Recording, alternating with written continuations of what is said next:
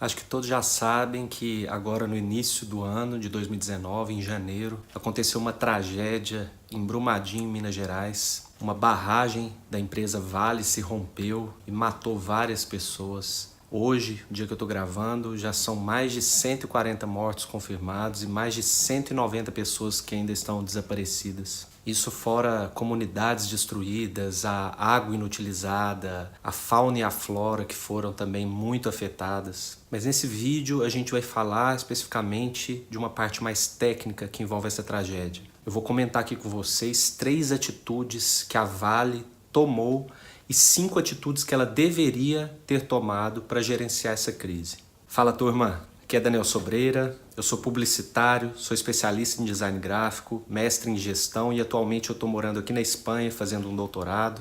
E eu decidi fazer esse vídeo para comentar um pouquinho aí com vocês uma visão um pouco mais técnica sobre a ótica da comunicação, essa tragédia ocorrida em Brumadinho. É importante ressaltar que nesse vídeo nós não vamos comentar e discutir as mortes e os diversos impactos aí sociais e ambientais que essa tragédia trouxe. É totalmente compreensível essa comoção nacional e, na verdade, mundial que essa tragédia ocasionou. Falar sobre isso dá até uma certa raiva na gente, porque nós sabemos que foi, sim, uma grande irresponsabilidade da empresa e de todos os envolvidos nisso. Mas é muito importante a gente abrir esses espaços de discussão de uma forma mais técnica, justamente para a gente tentar abrir os olhos dos empresários, da comunidade em geral, para tentar evitar tragédias futuras. E isso passa sim nas mãos dos profissionais de comunicação e de relações públicas. E vamos entender um pouquinho por quê.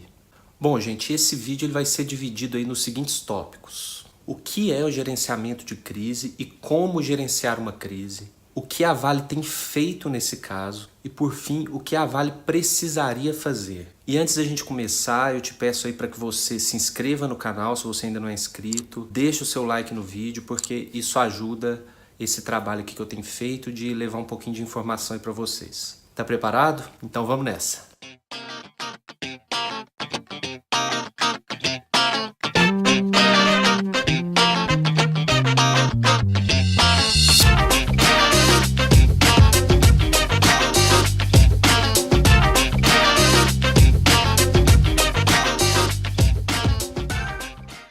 Bom, então vamos lá. O que é, então, gerenciamento de crise?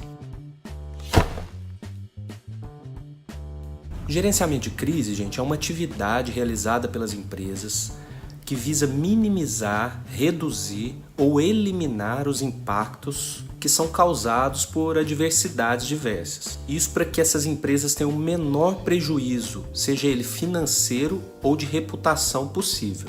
E é importantíssimo a gente entender que o gerenciamento, a gestão de crise, ela tem que estar diretamente ligada à gestão da empresa. E essa geralmente é a grande falha das empresas. Outro ponto que é muito importante a gente ter em mente é que a melhor forma de se gerenciar uma crise é não deixar que essa crise aconteça, que foi justamente o que não aconteceu no caso da Vale. E é justamente aí que entra o papel do profissional de comunicação, de relações públicas. Esses profissionais, eles devem ter um papel importante dentro dos processos de gerenciamento da empresa, justamente para auxiliar nas tomadas de decisões. E nessas horas, esses profissionais, eles devem estar do lado dos dirigentes da empresa para abrir os olhos desses profissionais, justamente para que os investimentos certos sejam feitos nas horas certas. E esses investimentos podem ser em estrutura, produção, fiscalização, auditoria, tudo isso para evitar realmente que essas crises aconteçam. Isso porque, gente, mitigar essas crises, ou seja, combater os efeitos delas, é muito mais trabalhoso do que evitar e gera um custo muito maior. E isso a Vale está sofrendo na pele agora. Bom, e o que a Vale de fato tem feito aí para combater essa crise? Uma das primeiras atitudes aí da empresa foi comprovar que as auditorias foram feitas, eram feitas aí quinzenalmente, fiscalizações, nas estruturas das barragens, inclusive na barragem que se rompeu. Mas outro pequeno detalhe que também foi comprovado, que essa fiscalização, essas auditorias eram feitas por amostragem, ou seja, segundo a empresa, eles não tinham condições de fiscalizar toda a estrutura das barragens porque eram enormes. Então eles selecionavam amostras dessas estruturas para serem fiscalizadas. E, gente, essa é a famosa economia besta, isso não funciona. E tá aí a prova. Já foram, nos últimos 3 anos, 2 barragens que se romperam e que mataram dezenas, centenas de pessoas. Outra coisa que a Vale tem feito são discursos desalinhados. E isso é um grande problema. Logo que aconteceu o rompimento, o presidente da empresa se pronunciou e deu algumas declarações no mesmo dia do rompimento. Nesse ponto, acredito eu que ele tenha agido certo, porque ele foi rápido, ele foi ágil em tomar alguma atitude, em se pronunciar, ele não se calou perante o fato ocorrido. Além das declarações aos jornalistas, as declarações escritas, ele fez também um vídeo que foi publicado no canal do YouTube aqui da Vale.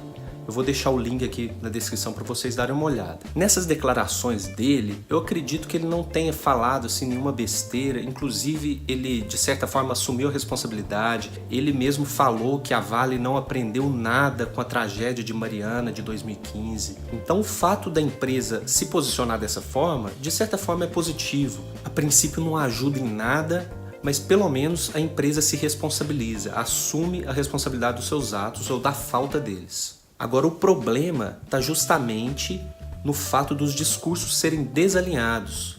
Alguns dias depois, um advogado da empresa se posicionou de uma forma totalmente contrária ao que o presidente já tinha feito. Esse advogado simplesmente falou que a empresa não era responsável pelo que tinha ocorrido. Segundo ele não via responsabilidade da Vale no acidente. E aí, depois dessa declaração polêmica, a empresa proibiu a equipe jurídica de dar pronunciamentos e diz que apenas a assessoria de comunicação iria se pronunciar sobre o caso. Mas aí já era tarde demais, né? O estrago já estava feito de todas as formas. Uma outra atitude muito polêmica da Vale foi o seguinte: alguns dias depois da tragédia, o porta-voz da empresa se pronunciou, afirmando que a empresa tinha começado ali o cadastro dos familiares dos desaparecidos para que essas pessoas recebessem, abre aspas, uma doação de R$100 mil cada. Ele afirmou ainda que esse valor não seria, a princípio, uma indenização, que essas pessoas e essas famílias poderiam receber ainda valores maiores. Mas independente do valor que eles receberam, gente, a palavra doação foi muito mal utilizada nesse caso. Aqui, a empresa não precisa fazer doação para ninguém. Ela não está fazendo caridade para ninguém. Ela tem uma responsabilidade com a sociedade e com as famílias dos desaparecidos, com a natureza, com o país e com o mundo. E agora que a gente já viu todas as atitudes erradas que a empresa tomou, vamos analisar o que realmente a empresa precisaria ter feito. Primeira coisa, gente, é alinhar os discursos. Quando acontece uma crise nessa proporção, a primeira coisa que a empresa precisa fazer é criar um comitê de gerenciamento de risco.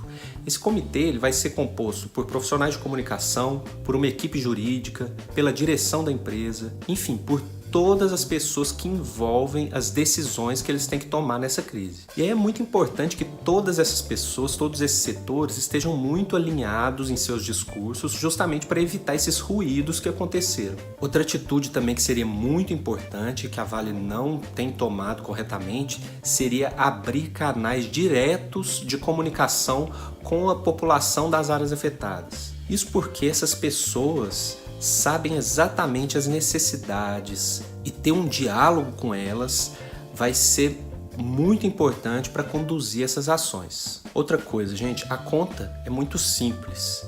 Se a empresa só visa lucro, se quer ganhar, se tivesse uma pessoa sensata para mostrar que uma fiscalização correta, um maior investimento em auditorias, traria à empresa muito menos custos a médio e longo prazo do que deixar uma tragédia dessa acontecer, talvez isso não teria acontecido. Se tivesse essa pessoa sensata ao lado dos dirigentes, talvez isso não teria acontecido. Então, além de toda essa responsabilidade social e ambiental que uma empresa dessa de exploração deve ter é ainda uma questão de inteligência estratégica, de planejamento também. Financeiramente falando, para a empresa é muito pior.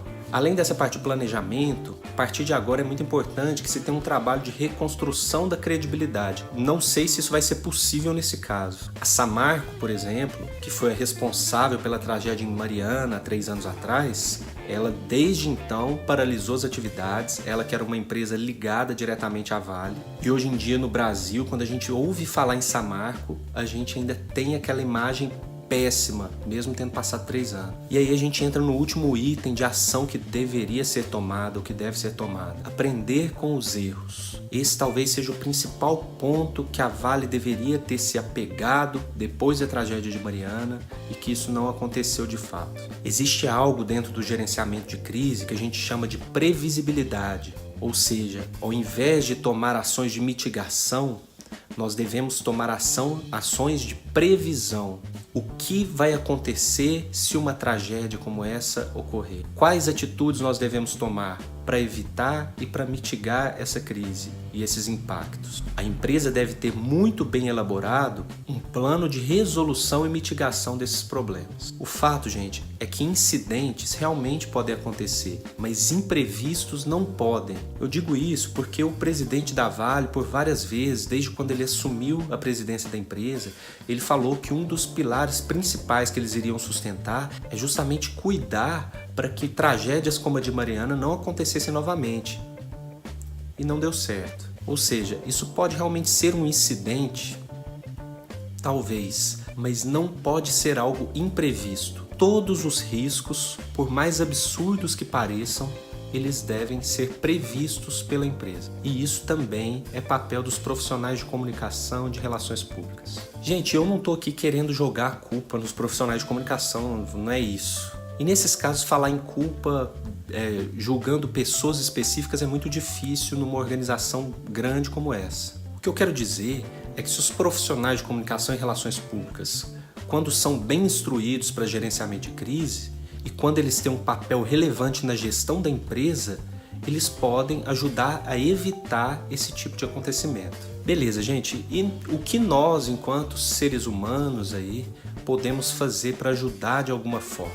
Primeira coisa, eu acredito que a gente já está fazendo, que é se informar sobre isso, é tentar passar essas informações adiante para melhorar a gestão dessas empresas. Além disso, eu vou deixar alguns links aqui na descrição para que você possa ajudar de alguma forma. Então depois que terminar esse vídeo, você abre aqui embaixo na descrição do vídeo do YouTube, que eu vou deixar lá alguns links que tem cadastros de voluntariado ou alguma outra atitude para você que quer ajudar aí de alguma forma.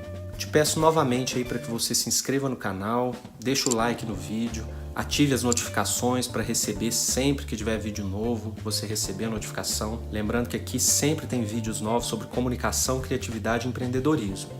E você fazendo isso que eu te falei, se inscrevendo, deixando o like, você mostra para o YouTube que esse tipo de conteúdo é relevante para você. Isso é muito importante. Fique à vontade também para deixar seus comentários, com sugestões de temas, enfim, com dúvidas, para a gente ir trocando uma ideia aqui. E é isso, gente. Muito obrigado pela sua audiência. Até o próximo vídeo. Tchau, turma!